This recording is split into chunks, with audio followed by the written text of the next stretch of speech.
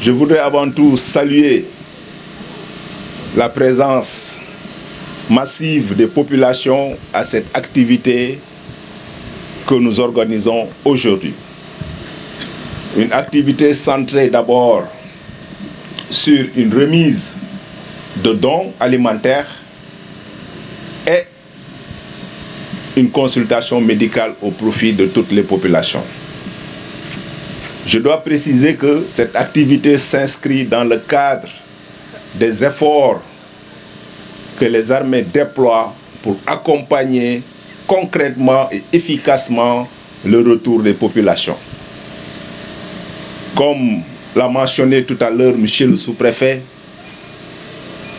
il y a un élan très fort, un désir ardent des populations de rejoindre leur localité après que les conditions de sécurité sont réunies grâce à l'action vigilante des forces armées qui sont déployées dans la zone. Accompagner les populations, puisque les populations doivent revenir, reprendre leur activité.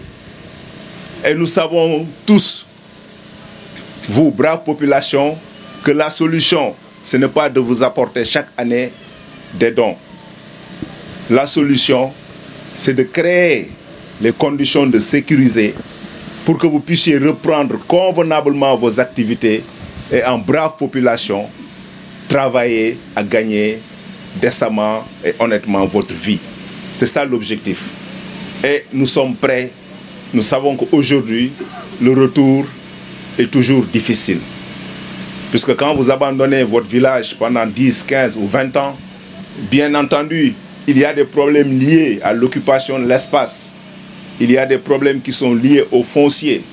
Mais sur toutes ces questions, je vous demande de vous en référer aux autorités administratives qui, dans le calme, dans la paix et dans la concertation, vont trouver des solutions à toutes ces difficultés.